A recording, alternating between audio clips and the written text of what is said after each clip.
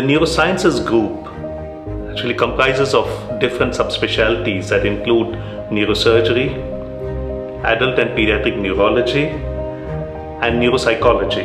Though the name neurosciences is small, but it's a very diverse group, and the spectrum of illnesses that we treat is very diverse. As a neurosurgeon, my focus is largely on cranial neurosurgery. And today, I'll be telling you about one of the patients whom I had the privilege to treat. She's a young lady who came to me when she was a student in engineering in her final year, and she came to me with severe headache and vomiting. When we investigated her with a scan, we found that she had a huge tumor inside the brain that was increasing the pressure and causing her to develop all these symptoms. We recommended surgery because for us that was a logical way out, that she had a big tumor that had to be removed. The family were naturally very concerned. It was their only child and they did not know what was happening. This was the first time they had ever had an experience of a major illness in the family, and they were very, very anxious. So we had a lot of discussions with the parents, with the child, with the girl, and over time we were able to allay their anxieties, allay their fears, until they developed a confidence in us and what we had offered. So we proceeded with the surgery, and fortunately the surgery went off very uneventfully. The girl recovered well with a few problems which she got over in due course of time with proper physiotherapy and rehabilitation and the help of our psychologists. The good thing is, it's 2 years down the line now. This girl has completed her engineering. She's gainfully employed, very happy, and looking forward to getting married very shortly. It is these kinds of successes, these kinds of stories that actually make us happy. It makes us feel that we have been able to contribute something meaningful to getting people back into their lives. Aster Neurosciences is one of our most reputed centers of excellence in Aster Medcity, which is a Joint Commission accredited multi-speciality quaternary care hospital. On a day-to-day basis, we receive patients from all across the state of Kerala. We get from across the country, and also international destinations patients come over to Aster Medcity to seek the expertise of this big team. The story which you heard from Dr. Panikar is one small example of the kind of cases which is handled by our team. You have several stories which are told by our lead consultants, and you can understand by listening to them the kind of care and the advanced procedures which the Center of Excellence is capable of.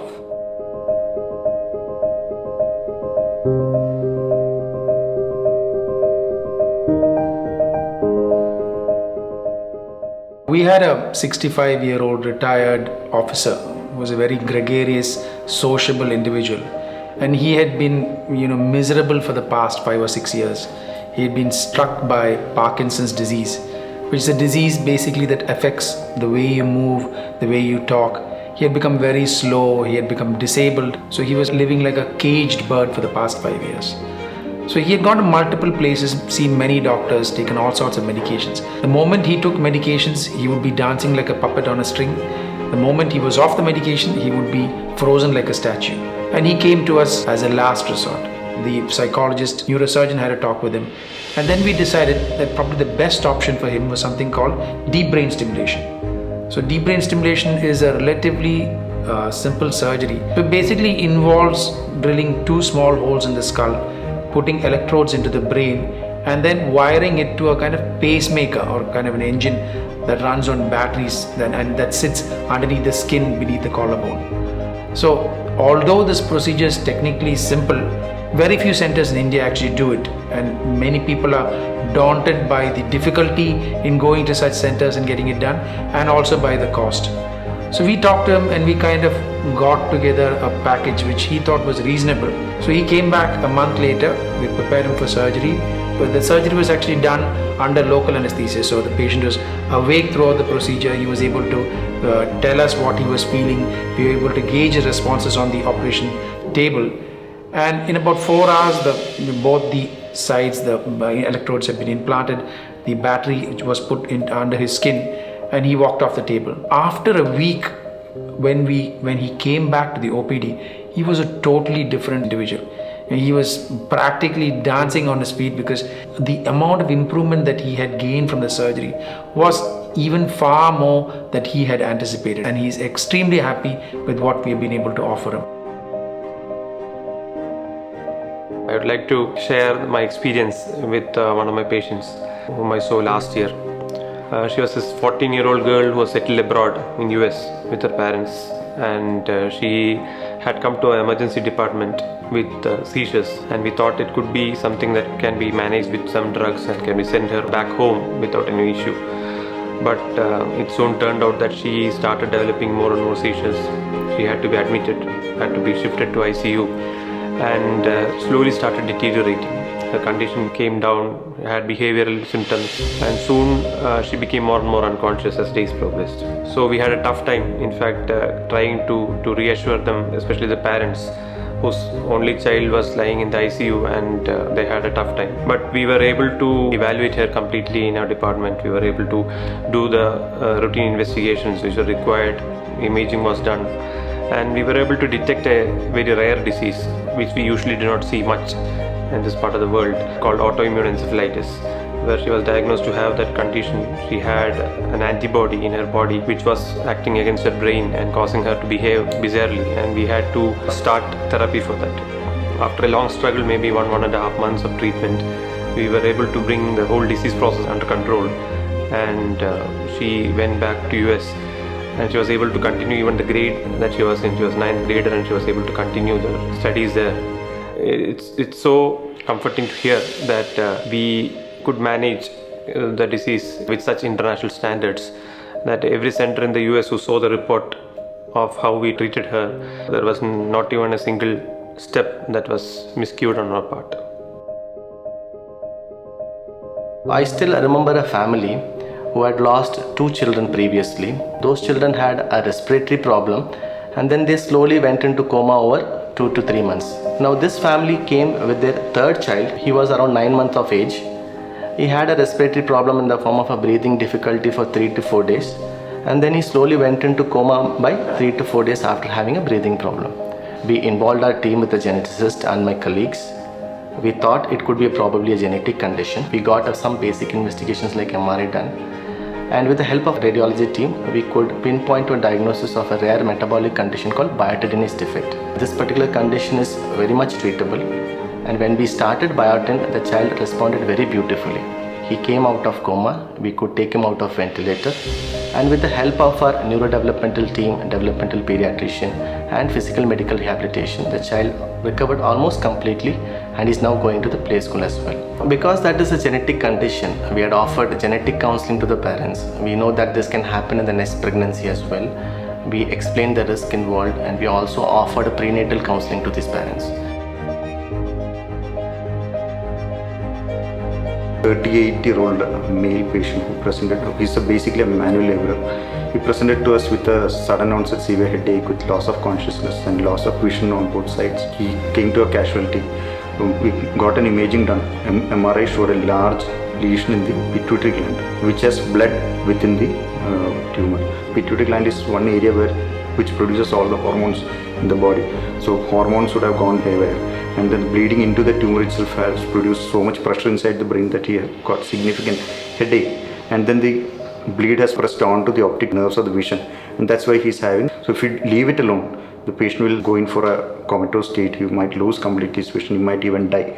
So the point is that we should interfere as soon as possible in such conditions.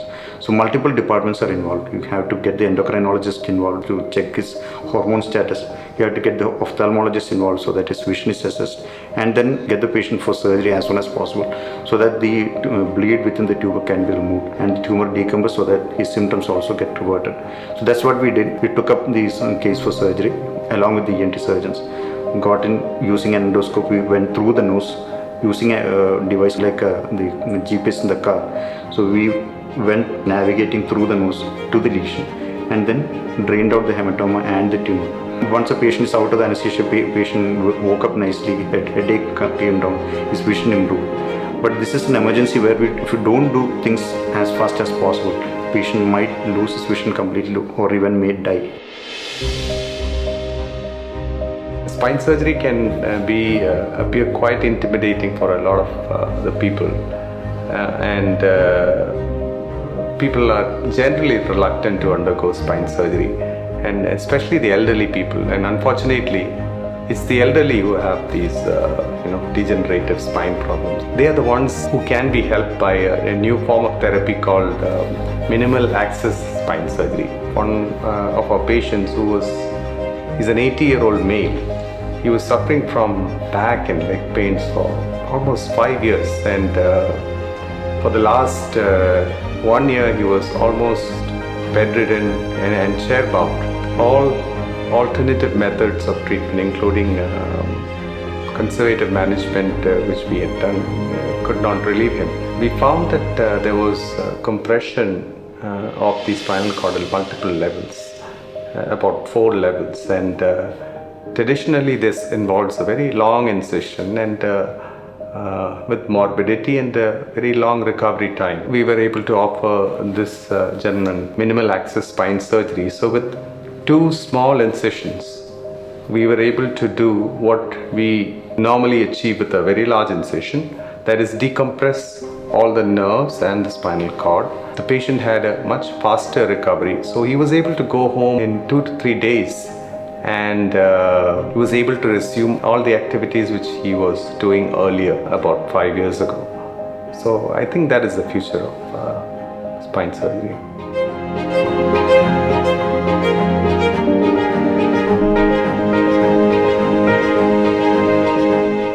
We had a lady who came to us with very severe headache behind her right eye, and she had difficulty in moving her eye altogether. She was investigated, and we found that the problem was due to a big bulge in one of her blood vessels, which we call an aneurysm, and this was affecting the movement of the eye. And this was of such a size, and the location was also such that you cannot treat it by any operative means.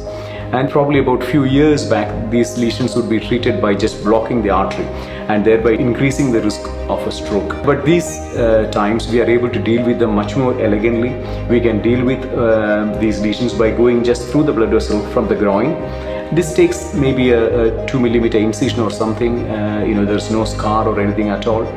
And we take a special type of stent. It's called a flow diverter stent, and we are probably one of the very few centers which are equipped to deal with that kind of complex treatment for aneurysms like that.